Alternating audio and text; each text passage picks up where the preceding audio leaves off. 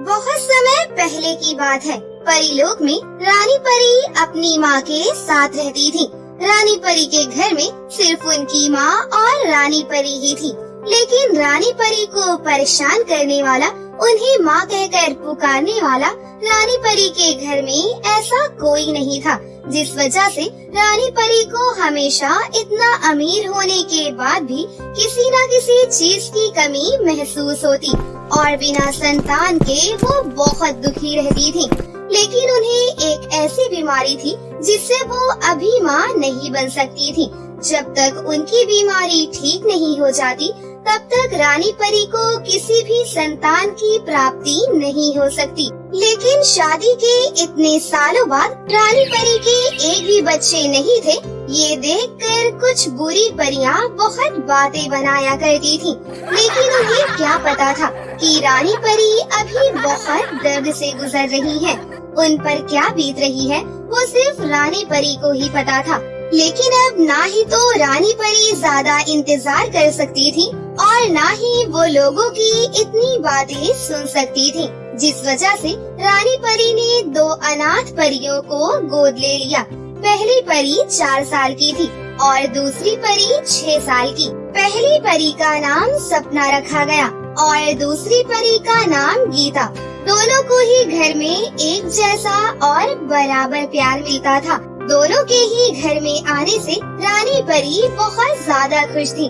रानी परी उनकी सगी माँ तो नहीं थी, फिर भी वो उनके साथ किसी भी तरह का भेदभाव नहीं करती और ना ही तो कभी ये सोचती थी कि ये दोनों तो उनके बच्चे नहीं हैं। अब रानी परी के बारे में कोई भी बुरी बातें नहीं कहता था और रानी परी अब अपनी दोनों बेटियों के साथ बहुत खुश थी। ऐसे ही हंसी खुशी 3 साल बीत जाते हैं। सपना और गीता परी अब बड़ी हो चुकी थी। दोनों को ही इस बात का बिल्कुल अंदाजा नहीं था कि उन दोनों को रानी परी ने गोद लिया है। ऐसे ही कुछ समय और बीत जाता है। एक दिन जब रानी परी अपने कमरे में थी, तभी उन्हें चक्कर आने लगे और वो बेहोश होकर अपने कमरे में ही गिर गयी। जिसके बाद परीलोक के डॉक्टर को बुलाया गया। फिर डॉक्टर ने चेक करके बताया, देखिए, चिंता करने की कोई जरूरत नहीं है। हमारी रानी परी माँ बनने वाली है। इनको अपनी 2 बेटियों के साथ अपने तीसरे बच्चे की भी खुशी मिलने वाली है। ये सुनकर रानी परी और सभी बहुत खुश हुए। अब डॉक्टर परी समय समय पर रानी परी की जांच करने आया करती थी। लेकिन एक बार जब डॉक्टर परी ने रानी परी की जांच की, तब उन्हें पता चला कि वो एक बच्चे को नहीं बल्कि वो जुड़वा बच्चों को जन्म देने वाली है। ये सुनकर रानी परी की खुशी का तो ठिकाना ही नहीं रहा। इसके कुछ महीनों बाद ही रानी परी ने 2 जुड़वा बेटियों को जन्म दिया। रानी परी बहुत ज्यादा खुश थी। रानी परी ने अपनी दोनों बेटियों का नाम नैना और सुनैना रखा। अब रानी परी के पास सिर्फ 2 बेटियां नहीं बल्कि उनकी 4 बेटियां थी। ऐसे ही कुछ साल बीत जाते हैं। चारों बेटियां अब बड़ी हो चुकी थी।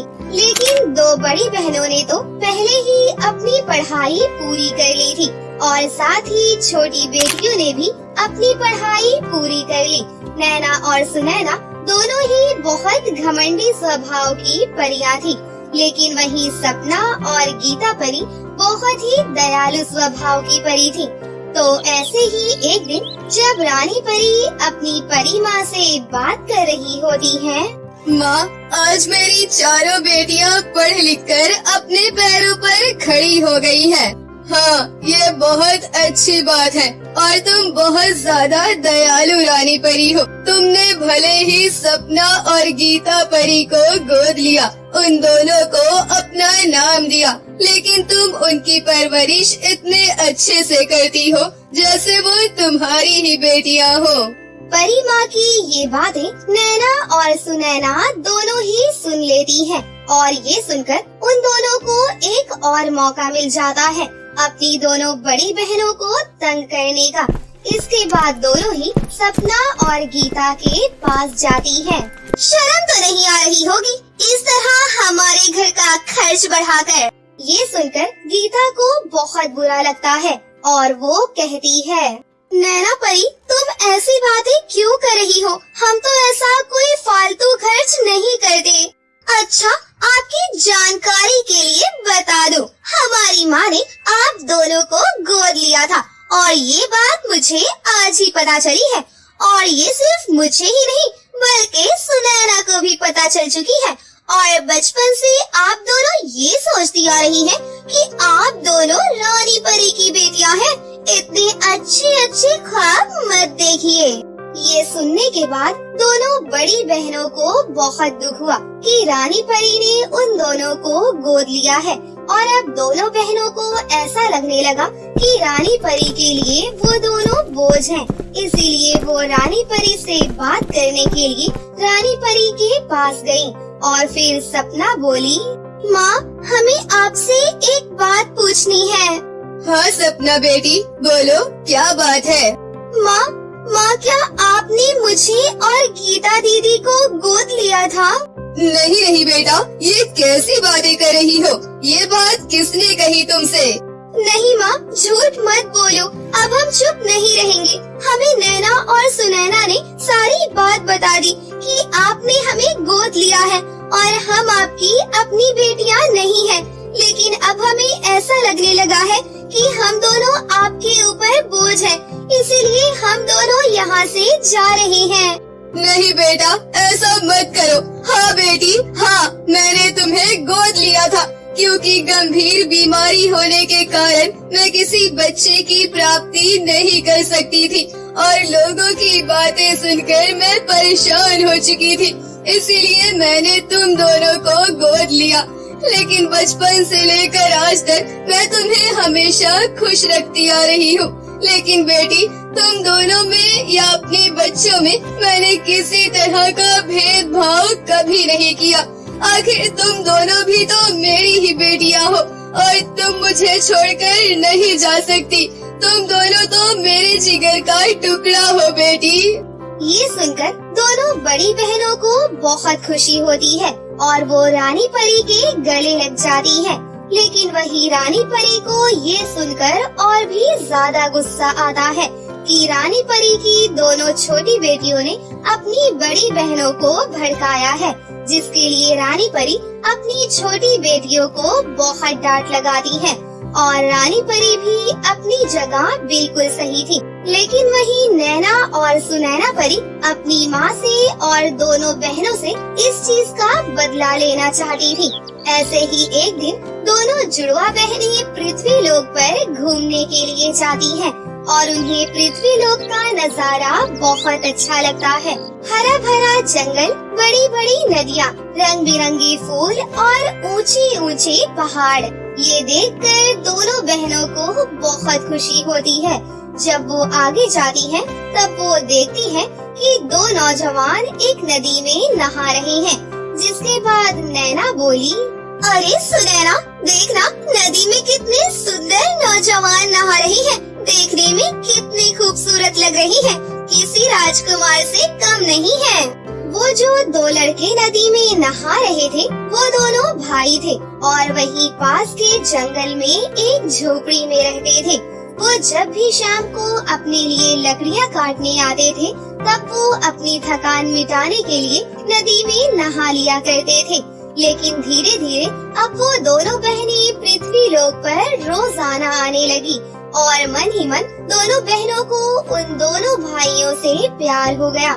जिसके बाद बहुत हिम्मत करके उन दोनों ने उन लड़कों से बात की। लेकिन वो दोनों भाई बहुत हैरान थे क्योंकि एक परी को किसी साधारण इंसान से कैसे प्यार हो सकता है। ऊपर से वो तो बहुत ही ज्यादा गरीब थे, इस वजह से वो परियों को खुश नहीं रख पाएंगे। लेकिन दोनों परी बहनों के पास इसकी भी एक तरकीब थी। नैना और सुनैना परी उन दोनों भाइयों को परीलोक में अपने साथ लेकर गयी और अपनी माँ से विनती करने लगी कि इन दोनों को साधारण इंसान से एक बहुत सुंदर राजकुमार बना दे, वो भी बहुत पैसे वाला। रानी परी अपनी बेटियों के आगे कुछ न कर पाई और उन्होंने उन दोनों साधारण से इंसानों को एक राजकुमार में बदल दिया, जिसके बाद वो राजकुमार परीलोक के ही दूसरे राज्य में रहने लगे। लेकिन एक दिन दोनों बहनें अपनी माँ के पास गईं और अपनी माँ को अपनी प्रेम कहानी बताने लगी। तुम दोनों का दिमाग तो खराब नहीं हो गया है? तुम्हारे कहने पर मैंने उन्हें एक राजकुमार बनाया और अब तुम चाहती हो कि तुम उनसे शादी करोगी? ऐसा कभी नहीं होगा। ठीक है माँ, अगर आप ऐसा नहीं चाहती तो मैं अभी अपनी जान दे दूंगी, लेकिन मुझे तो उसी राजकुमार से ही शादी करनी है। मैं बहुत प्यार करती हूँ उससे। हाँ माँ, सुनैना बिल्कुल ठीक कह रही है। मैं भी आर्यन से बहुत प्यार करती हूँ और उसके बिना मैं नहीं रह सकती। ना चाहते हुए भी रानी परी को नैना और सुनैना परी की शादी उन दोनों राजकुमारों से करवानी ही पड़ी। लेकिन यहाँ अपनी बेटियों की शादी कराने के बाद ही रानी परी बहुत ज्यादा बीमार रहने लगी और अब सपना और गीता परी ही रानी परी का ख्याल रखती थी। दोनों बड़ी बहनों को बहुत दुख होता था कि इस तरह नैना और सुनैना परी अपनी माँ को छोड़कर चली गयी, वो भी अपनी माँ की चिंता किए बिना। लेकिन जब भी रानी परी अपनी दोनों छोटी बेटियों को बुलाती तो दोनों ही आने से मना कर देती और हमेशा यही कहती कि वो अभी काम में व्यस्त है। लेकिन वहीं वो तो वहाँ पर ऐशो आराम की जिंदगी जी रही थी। लेकिन अपनी दोनों बेटियों का ऐसा बर्ताव देखकर रानी परी को बहुत दुख होता था। अब रानी परी को ये एहसास होता था कि उसने अपनी दोनों बेटियों को बहुत ज्यादा ही छूट दी थी। ऐसे ही अब कुछ समय बीत जाता है। परीलोक की चुड़ैल, जो कि पास के ही जंगल में रहती थी, उस चुड़ैल की तो रानी परी से बहुत समय पहले से ही दुश्मनी थी और चुड़ैल की नजर रानी परी की बेटियों पर थी। चुड़ैल रानी परी की चारों बेटियों को मारना चाहती थी और उनकी सारी अद्भुत शक्तियाँ लेना चाहती थी, क्योंकि वो चारों रानी परी की बेटियाँ थी और उनके पास बहुत ही अद्भुत शक्तियाँ थी। आखिर बहुत समय के बाद रानी परी की दोनों छोटी बेटियाँ अपनी माँ से मिलने आईं, लेकिन उन्हें अपनी माँ की हालत देखकर कोई फर्क नहीं पड़ा। लेकिन वहीं दूसरी तरफ चुड़ैल को पता चला कि रानी परी की छोटी बेटियाँ आई हैं, तो उसने सोचा क्यों ना पहले दोनों छोटी बेटियों को ही मारा जाए और इस तरह वो रानी परी के महल तक पहुंच गई। लेकिन जैसे ही चुड़ैल सुनैना परी पर वार करने जा रही थी, तभी उसे सपना और गीता परी ने देख लिया और सुनैना परी को बचाने के चक्कर में सपना परी सुनैना परी के आगे आ गई और सपना परी को तीर लग गई। फिर गीता परी ने जल्दी से उस चुड़ैल को कमरे में बंद कर दिया और अपनी बहन के पास आ गई और बोली, सपना परी, ये तुमने क्या किया? तुमने किसके लिए अपनी जान खतरे में डाली, जिसे तुम्हारी बिल्कुल भी कद्र नहीं है? माँ की तबीयत खराब रहने पर जो माँ का हाल चाल भी नहीं पूछती थी, तुमने उसके लिए अपनी जान खतरे में डाली। मानती हूँ ये हमारी छोटी बहन है, लेकिन छोटी बहन और बड़ी बहन में बहुत प्यार होता है। लेकिन क्या हम चारों में तुमने आज तक ऐसा प्यार देखा है? गीता परी, तो क्या हो गया है? तो ये हमारी बहनें ही ना। अब चाहे वो मुझसे प्यार करे या ना करे, लेकिन वो मेरी छोटी बहन है। भले ही मैं उसकी अपनी बहन नहीं हूँ, लेकिन अपना होने का फर्ज तो निभा सकती हूँ ना। ये सुनने के बाद नैना और सुनैना परी की आँखों में आंसू आ जाते हैं और तभी सुनैना परी बोलती है, सपना दीदी और गीता दीदी, हम दोनों को माफ कर दीजिए। हम तो हमेशा से ये सोचते आ रही थी कि आप हमारी बहन नहीं है और हमारे घर में रहकर आप हमारा बोझ बढ़ा रही हैं। लेकिन आज आपकी वजह से मेरी जान बच गई और इतने दिनों से आप दोनों ही माँ का ख्याल रख रही थी। आपका बहुत बहुत शुक्रिया। आपका ये एहसान हम कभी नहीं भूलेंगे। और माँ, हमें माफ कर दीजिए। आपकी तबीयत खराब होने का कारण हम दोनों ही हैं। हमने आपका एक बार भी हाल चाल नहीं पूछा। जिस माँ ने हमें जन्म दिया हम तो उसी को भूल गए। माफ कर दो माँ, माफ कर दो। इससे पहले कि सपना परी को कुछ होता, जल्दी से परी माँ को बुलाया गया, जिसके बाद परी माँ की शक्तियों ने उसे बिल्कुल ठीक कर दिया। लेकिन वही चुड़ैल वो अभी भी किसी पर हमला कर सकती थी।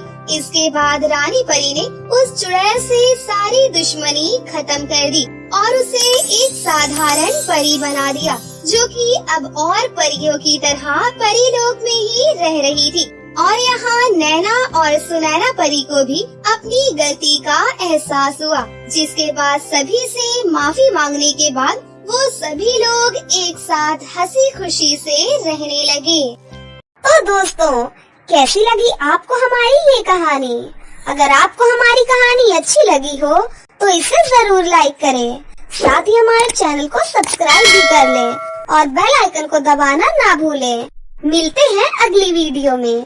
धन्यवाद।